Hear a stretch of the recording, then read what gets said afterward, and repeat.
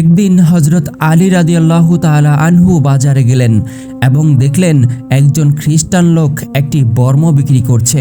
হজরত আলী রাদিয়াল্লাহু তাআলা আনহু বর্মটি দেখে চিনে ফেললেন এবং তৎক্ষণাৎ তার কাছে গিয়ে বললেন, এটা তো আমার বর্ম। আলীর মুখে এমন কথা শুনে ইহুদি বলল, হে আলী, এটি আমার বর্ম এবং এটা আমার দখলে রয়েছে।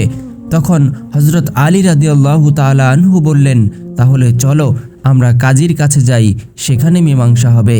অতঃপর তারা কাজীর উদ্দেশ্যে রওনা হলো। সে সময় ওই আদালতের বিচারক ছিলেন কাজী সুরাহি। তিনি যখন হজরত আলী রাদিয়াল্লাহু তাআলা আনহুকে আসতে দেখলেন, তখন তার বসার স্থান থেকে উঠে দাঁড়ালেন এবং হজরত আলী রাদিয়াল্লাহু তাআলা আনহুকে নিজ স্থানে বসিয়ে তিনি তার পাশে বসলেন। এরপর হজরত আলী রাদিয়াল্লাহু তাআলা আনহু বিচারপতি সুরাহিকে বললেন, এই ব্যক্তির সঙ্গে আমার বিরোধ মিটিয়ে দিন। আলীর কথা শুনে সুরাহি বললেন, হে আমিরুল মুমিনিন, আপনার বক্তব্য কি? আলী রাদিয়াল্লাহু তাআলা আনহু বললেন, এই বর্মটি আমার, অনেক দিন হলো এটি হারিয়ে গিয়েছে। আমি তা বিক্রি করিনি এবং কাউকে দানও করিনি। আলীর কথা শুনে সুরাহি বললেন, ওহে খ্রিস্টান, আমিরুল মুমিনিন যা বলেছে এই ব্যাপারে তুমি কি বলতে চাও?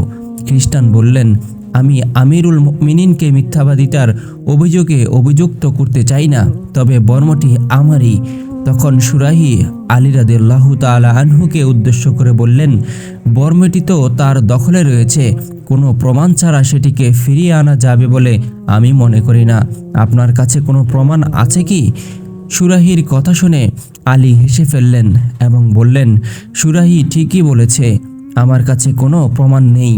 তখন সুরাহি খ্রিস্টানের পক্ষে রায় দিলেন এবং সেই খ্রিস্টান বর্মটি নিয়ে রওনা হলেন। খ্রিস্টান লোকটি কিছুদূর যাওয়ার পর আবার ফিরে আসলেন এবং বললেন, আমি সাক্ষ্য দিচ্ছি যে এটাই নবীদের বিধান ও শিক্ষা। আমিরুল মুমিনিন নিজের দাবি বিচারকের সামনে পেশ করেছেন আর বিচারক তার বিপক্ষে রায় দিয়েছেন। আল্লাহর কসম, হে আমিরুল মুমিনিন, এটা আপনারই বর্ম। আমি এটি আপনার কাছে বিক্রি করেছিলাম, পরে তা আপনার উটের উপর থেকে ছিটকে পড়ে গিয়েছিল এবং আমি ওটা তুলে নেই। আমি সাক্ষ্য দিচ্ছি যে আল্লাহ ছাড়া কোনো মাবুদ নেই এবং হজরত মুহাম্মদ সাল্লাল্লাহু আলাইহি ওয়াসাল্লাম আল্লাহর রাসূল। তখন আলী রাদিয়াল্লাহু তাআলা আনহু বললেন, তুমি যখন মুসলমান হয়েই গেলে তখন এই বর্মটি এখন থেকে তোমার।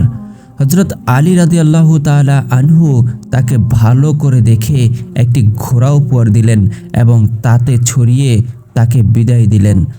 এই ঘটনা থেকে শিক্ষা হলো, ইসলাম ন্যায় বিচারের ধর্ম। ন্যায় বিচার মানবতাকে সমুন্নত করে আল্লাহর আইনের সামনে রাজা প্রজা সবাই সমান। বিচারপতি নিয়োগ করতে হবে যোগ্য, মহৎ ও সৎ সাহসী দেখে। ইসলামিক খেলাফতে মুসলিম অমুসলিম সকল নাগরিকের অধিকার সমান। আল্লাহ সুবহানাহু ওয়া তাআলা মুসলিম উম্মাকে সাহাবীদের জীবনী থেকে শিক্ষা গ্রহণ করার তৌফিক দান করুক। আমিন।